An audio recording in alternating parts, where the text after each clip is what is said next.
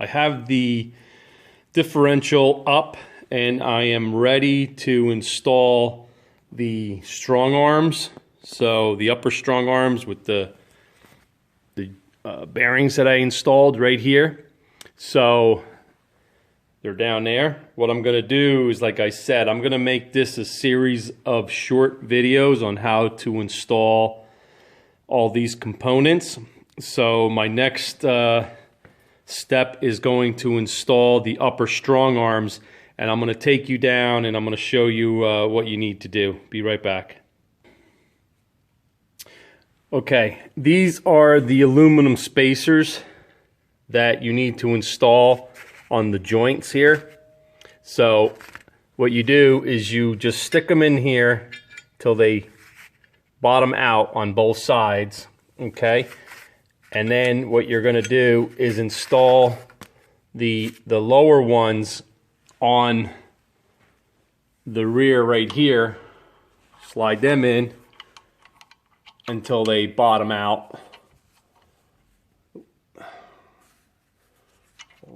Right there.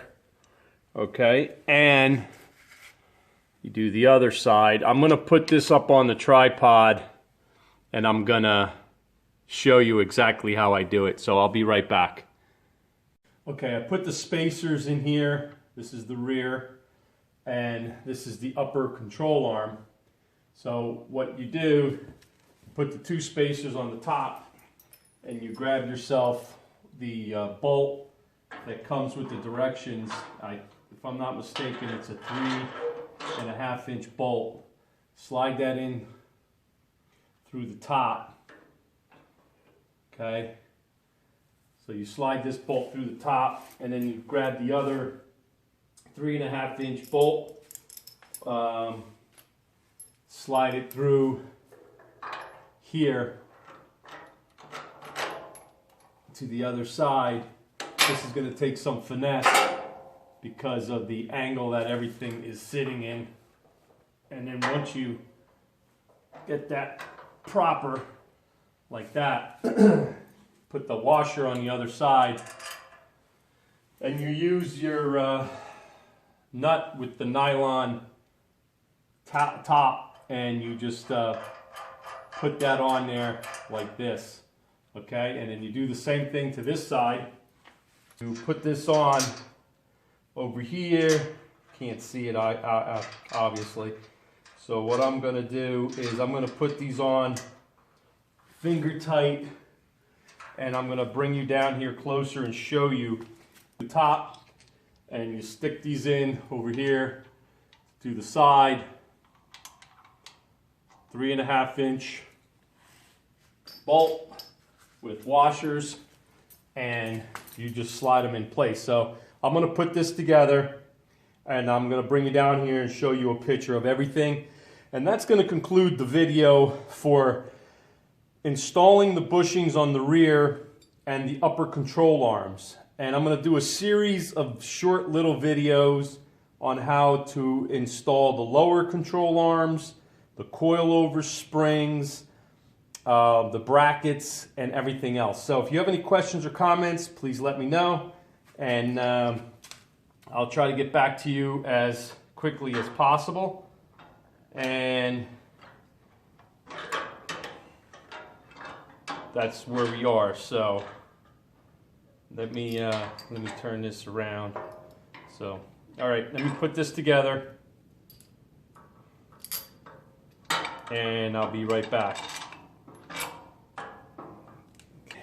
Everything is installed. I did not torque anything down yet. They recommend, if I'm not mistaken, 75 foot-pounds on these bolts.